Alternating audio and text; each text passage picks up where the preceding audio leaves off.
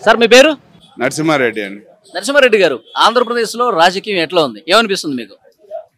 ప్రతి ఒక్కరు అనుకుంటుండ్రు ఈసారి చంద్రబాబు నాయుడు వస్తే మంచిది అనుకుంటున్నారు.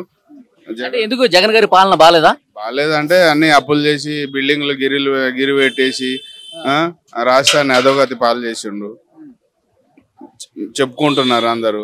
ఈసారి చంద్రబాబు నాయుడు అన్న, పవన్ కళ్యాణ్ అన్న, మిగతా వేరే పార్టీ ఏది వచ్చినా మంచిగా ఉంటుందని అనుకుంటున్నారు. అంటే సంక్షేమ పథకాలు అంటే చాలా అందుతున్నాయి కదా, ప్రతి ఇంటికి ఏదో ఒక రూపంలో డబ్బులు వస్తున్నాయని చెప్తున్నారు. సార్, బడుగు బలహీన వర్గాలకి సంక్షేమం అందిస్తే వాళ్ళు కొంచెం అభివృద్ధి చెందడానికి అవకాశం ఉంటుంది. పేదలందరూ మాతోనే ఉన్నారు, మంచి సంక్షేమం గతంలో ఏ ప్రభుత్వం ఇవ్వలేదని చెప్పి జగన్ గారు చాలా సభల్లో చెప్తూ ఉన్నారు. సంక్షేమ పథకాలు ఎవరికి అంత పనికిరాలేదు, తాగోతులను బద్దకస్తులను చేస్తున్నారు అంతే తప్ప ఎవరికి పనికొచ్చిన దాఖలైతే అయితే ఏం లేవు. సంక్షేమం వల్ల అంత యూజ్ లేదంటారా? ఏం లేవు. తాగుతారు, తింటారు, పండుకుంటారు, పనికి ఎవరైతే పోతలేరు. ఇంతకుముందు ఆంధ్ర అంటే ఒక కష్టపడే తత్వం ఉన్నోళ్ళే ఆంధ్ర వాళ్ళు అంటున్నారు, కానీ ఇప్పుడు ఎవరు కష్టపడతలేరు. జగన్ వచ్చినప్పటి నుంచి తింటూరు, పండుకుంటారు, సోమరిపోతులు, తాగుపోతారు. అయితే తెలంగాణ తర్వాత ఇవ్వడం వల్ల అట్లా తయారవుతుందంటారు. అంతే. అవసరానికి పథకాలు ఎవరు ఏమంటలేరు కదా, నువ్వు ఇస్తున్నా వాళ్ళు తీసుకుంటున్నారు, ఎంజాయ్ చేస్తుండ్రు, పండుకుంటారు, తింటారు. ఇప్పుడు ఫర్ ఎగ్జాంపుల్ అమ్మఒడి పథకం ఉంది, పిల్లలు స్కూల్ పంపించడానికి కొంతమంది పేదవాళ్ళు ఇబ్బంది పడుతూ ఉంటారు. సో వాళ్ళకి కొంత యూజ్ అవుతుంది కదా, అది పథకం మంచిదే కదా. గురించే స్కూల్కి పంపించే వాళ్ళు కూడా ఉన్నారు. పథకం గురించి పంపిస్తున్నారు, దాని పథకం తీసేసిన తర్వాత స్కూల్కి పంపించారు. అప్పుడు స్కూల్లో డెవలప్మెంట్ కూడా చేస్తున్నారు కదా, నాడు నేడు అని చెప్పి స్కూల్లో ప్రతి ఇంగ్లీష్ మీడియం పెడుతూ ఉన్నారు. అట్లా అవన్నీ ఉంటే ఇప్పుడు జగన్ గురించి ఏం తప్పు మాట్లాడారు కదా, మంచిగానే ఇదే గవర్నమెంట్ ఉండని. చంద్రబాబు నాయుడు గారు వస్తే ఎట్లా చేస్తే బాగుంటుంది అనుకుంటున్నారు మీరు? చంద్రబాబు నాయుడు ఇక్కడ మేము చూసినాం కాబట్టి మాకు తెలుసు, ఆయన 20 years కు అడ్వాన్స్ గా డెవలప్ చేసిపోయింది ఇక్కడ. ఇప్పటికి చంద్రబాబు నాయుడు కంటిన్యూ ఉంటే హైదరాబాద్ క్రాస్ అయిపోతుండే. Thank you brother. మీ పేరు? సుబ్బు అన్న. సుబ్బు, ఎక్కడ మీది? ఒంగోలు. ఒంగోలు. ఓకే, జగన్ గారి పాలన ఎలా ఉంది? 5 సంవత్సరాలు అంతేం బాగాలేదన్న. జనాలు సోమరిపోతులు చేస్తున్నారు కాబట్టి నచ్చదు. ఎప్పుడైనా కానీ జనాలు సోమరిపోతులు అవుతున్నారు. ఎందుకు? ఈ ఫ్రీ పథకాలు ఇలాంటి అసలు ఎప్పుడు ₹1 కూడా ఇవ్వడానికి ఇష్టపడకూడదు గవర్నమెంట్. ఎప్పుడైనా కానీ ప్రజలకి చేసుకునే వాళ్ళని బట్టి పని కల్పించాలి, ఉద్యోగస్తులకి ఎంప్లాయీస్ కి ఉద్యోగం కల్పించాలి. 4 కుటుంబాలకు ఉద్యోగం ఇవ్వడం చాలా బెస్ట్. ఆయన వచ్చిన దగ్గర నుంచి అసలు ఉద్యోగాలు లేవా? 100% లేవు. గవర్నమెంట్ కావచ్చు, ప్రైవేట్ కావచ్చు, ఏవి రావట్లేదు. ఇప్పుడు వాలంటీర్లు, సచివాలయ ఉద్యోగులు ఇవి అవి అంతగా వాలంటరీ ఉద్యోగాలు అసలు పనికిరావు. ఒక సచివాలయంలో వాలంటరీ పెట్టే ఖర్చుకి ఆ ఊరినే చాలా డెవలప్ చేయొచ్చు. ₹1 పైన ఖర్చు పెడతారు సింపుల్ లెక్కేస్తే, వాలంటరీ కానీ సచివాలయం కానీ. ఇవన్నీ చూసారా, రేషన్ ఇస్తున్నారు కదా, అవి అంత వేస్ట్, అసలు ఏం పనికిరావు. అవన్నీ జనాలు వెళ్ళి తెచ్చుకోవడం, ప్రతి ఇంటికి వెహికల్ ఇస్తున్నారు కదా, పెట్రోల్, దానికి మళ్ళీ 3 ఎంప్లాయీస్ అంతా వేస్ట్. గతంలో ఒక రూమ్ లో ఇచ్చేవాళ్ళు, ఆడికెళ్ళి తెచ్చుకుంటారు. ఊర్లో అంటే దగ్గరే ఉంటారు కాబట్టి గవర్నమెంట్ డబ్బు వేస్ట్ చేయడం వేస్ట్. సో అంతగా జగన్ గవర్నమెంట్ బాగాలేదనిపిస్తుంది. ఇప్పుడు సంక్షేమ పథకాలు ప్రతి ఇంటికి వెళుతున్నాయి, కింది స్థాయిలో ఉన్నటువంటి పేదలందరూ కూడా మా వైపే ఉన్నారు. ఎస్సీలు, ఎస్టీలు, మైనారిటీలు వీళ్ళందరూ ప్రభుత్వం పట్ల చాలా సానుకూలంగా ఉన్నారని చెప్తున్నారు. ఏం వర్కౌట్ కాదంటారా? మరి ఏం కావన్నా, June 4th మీరే చూస్తారు. ఏమి కాదు, మొత్తం ఖచ్చితంగా గవర్నమెంట్ మారబోతుంది. అంతే, 100% మారింది. మీ అంచనా ప్రకారం ఎన్ని స్థానాలు వస్తాయి అంటారు? మొన్నటిదాకా 120-130 వస్తాయి అనుకున్నాము. ఎవరికి? టీడీపీ కూటమికి, టీడీపీ జనసేనకి. జనసేనకి ఎవరికి? వన్స్ బీజేపీ వచ్చింది కదా, మ్యారేజ్ లో బయటపడింది. అంటే 100 వస్తాయి అంటారా? 100, 90 నుంచి 100 లోపు వస్తాయి మాక్సిమం. అదే బీజేపీ రావడం వల్ల అది అంత ప్రభావితం లేదన్న. బీజేపీ అంత మించి బీజేపీకి అంత లేదు. ఇప్పుడు అది కలవటం వల్ల ఎఫెక్ట్ ఉంటుంది. ఎందుకంటే ఏపీలో ఉన్న ప్రజలంతా బీజేపీ మీద, నైటీ మీద ఉంటారు. ఈ ప్రత్యేక హోదా కానీ ఇలాంటి కొన్ని సందర్భాల్లో. సో బలం లేనప్పుడు ఎందుకు బీజేపీని తీసుకున్నారంటారు? తప్పట్లేదు, ఇక తప్ప కలుపుకున్నట్టున్నారు. అది అందరిని కలుపుకోవాలని కలుపుకున్నారు. బట్ పవన్ కళ్యాణ్ అయితే గుడ్, అంతవరకు ఒప్పుకోవచ్చు. అతను కలవటంలో ఉపయోగం ఉంటుంది, ఓటు చేయకుండా ఉంటుంది. బీజేపీ వల్ల ఏం కాదు.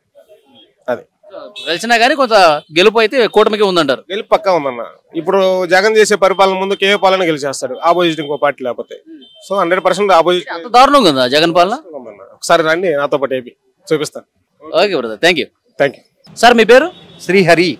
శ్రీహరి గారు, ఆంధ్రప్రదేశ్ రాజకీయం ఎట్లా ఉంది? ఎలక్షన్ దగ్గర పడుతుంది, ఆంధ్రప్రదేశ్లో గెలుపు ఎవరిదని మీరు అనుకుంటున్నారు? ఈసారి పోయినసారి ఒక్క ఛాన్స్ అని జగన్కి ఇచ్చాం అవకాశం, కానీ ఆయన దాన్ని నిలబెట్టుకోలేకపోయినాడు, అసలు ఏం పని చేయలేదు. ఈసారి చంద్రబాబు నాయుడు జనసేనకి ఇద్దామని అనుకుంటున్నాం. అంటే నిలబెట్టుకోలేదు అన్నారు. ఏంటి అంటే ఎక్కడ రోడ్లు లేవు. మా రోడ్లు లేక మొన్న మా మేనల్లుడు, సొంత మేనల్లుడే, వాడు బండి వేసుకెళ్తుంటే ఆ గుంటల రోడ్లో పడి వాడు మోకాలంతా ఇరిగిపోయి దగ్గర దగ్గర 5 లక్షల ఆపరేషన్ అయింది. అయ్యో, మోకాలు చుప్పలు పగిలి. అప్పుడు వాడు ఎంప్లాయ్మెంట్ లాస్, ఒక 6 నెలలు బెడ్ రెస్ట్. వాడు సాఫ్ట్వేర్, నెలకు ₹1,00,000 జీతం, అన్ని జీతం బాయ్, ఉల్టా 5-6 లక్షల ఖర్చు, మానసిక వేదన. 6 నెలలు రోడ్ల వల్ల ఇదంతా, కేవలం రోడ్ల వల్లనే. అక్కడ ఎంప్లాయ్మెంట్ లేదు. అక్కడ ఎంప్లాయ్మెంట్ లేక అందరూ వచ్చి హైదరాబాద్లో బతుకుతున్నారు. ఇప్పుడు మొన్న అదే హాలిడే, ఇది శనివారం ఆదివారం సాఫ్ట్వేర్ వాళ్ళకి సెలవు, ఊర్లో వ్యవసాయం ఉంది కదా అని చూసుకుందామని వెళ్ళాడు, పడిపోయాడు, దెబ్బలు తగిలినాయి. ఉపయోగం ఏముంది? అంటే రాష్ట్రం మొత్తం అట్లా ఉందా పరిస్థితి? రోడ్లు అన్నీ మాది తెనాలి పట్టణానికి ఒక 3 కిలోమీటర్ల దూరం, కూతవేడు దూరంలో ఉన్న రోడ్డే అలా ఉంటే విజయవాడ తెనాలి ఇంకా ఘోరంగా ఉంది రోడ్డు, బైపాస్ రోడ్డు. అసలు ఆయన ఏమీ పట్టించుకోవడం లేదు. ఎంత ఉన్నా ఏదో లబ్ధిదారులకు అంటున్నాడు, 2,000 ఈ 2,000 1000 వేస్తున్నాడు. ఆ 1000-2,000 అయితే ఎంతవరకు ఉపయోగం ప్రజలకి? ఏదైనా ఇప్పుడు సంక్షేమ పథకాలన్నీ చాలా బాగా చేస్తున్నాము.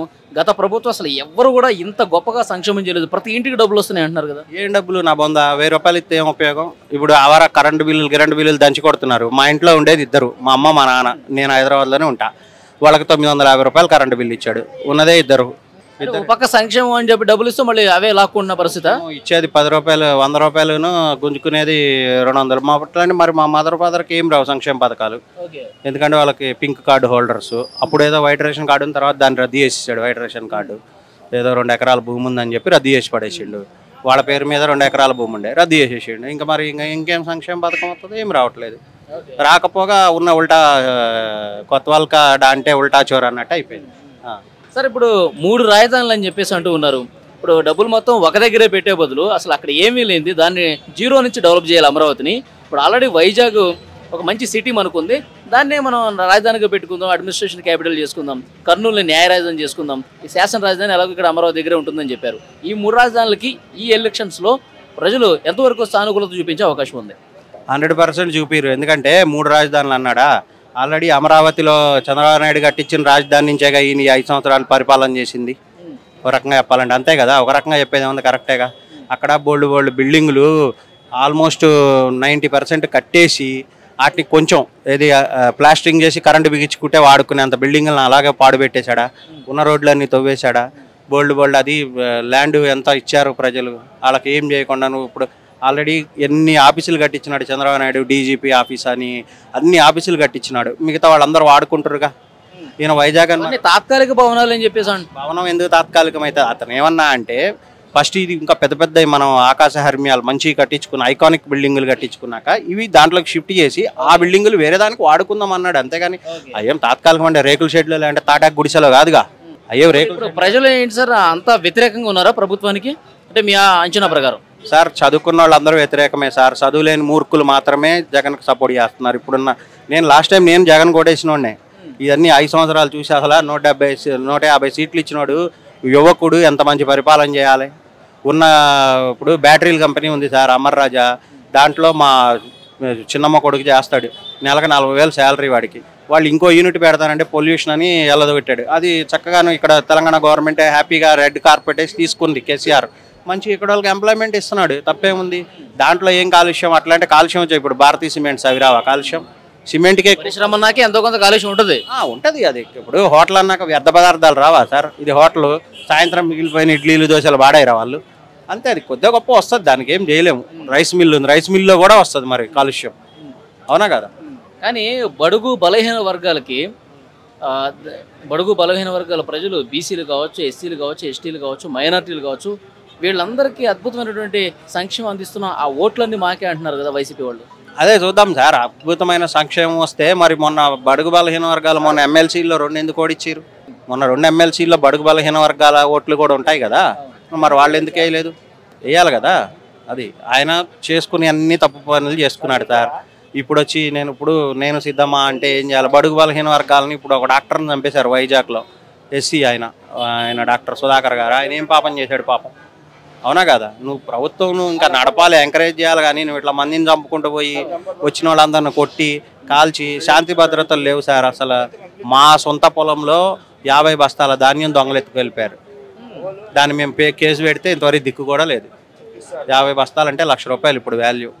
తెనాలి మండలం నేలపాడు గ్రామం. మీరు ఎక్కడైనా లైవ్ టెలికాస్ట్ కూడా చేయండి. తెనాలి మండలం నేలపాడు గ్రామంలో పిరాటి శంకర్రావు మా ఫాదరు 50 బస్తాల ధాన్యం ఎత్తుకెళ్ళిపోయారు మధ్యరాత్రిలో దొంగలు. పొలంలో ఉన్న వడ్లు ట్రాక్టర్లో వేసుకొని పోయారు. ఎవరు ఎట్లా జరిగిందో కూడా అసలు ఎవరు తీసుకుపోయారో కూడా తెలియదు.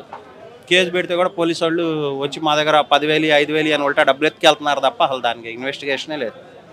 అంత అధ్వానంగా ఉందా పరిస్థితి? మరీ ఘోరం సార్. అందుకే నేను ఇంత ఆవేదనతో ఎందుకు చెప్తున్నా మీకు. పోయినసారి వేసాంగా, పోయినసారి అసలు మా ఊర్లో 1,200 ఓట్లు ఉంటే ఆల్మోస్ట్ 950 ఓట్లు వైసీపీకే పడ్డాయి. ఇందులో ఈసారి 300 కూడా పడతాయో పడవు చూద్దాం సార్. ఇంక ఎలక్షన్ ఎంతో సమయం లేదు కదా, మా ఉంటే ఒక 2 నెలలు కూడా ఉందో లేదో కానీ చూద్దాం. చూద్దాం. ప్రజలు కూడా అంత వ్యతిరేకతతో ఉన్నారా? కింది స్థాయిలో ఉన్న ప్రజలు కూడా. నేను కింద స్థాయి వాడినే కాదు, నేను లీడర్ని కాదు కదా సార్. అంటే పేదలు బడుగు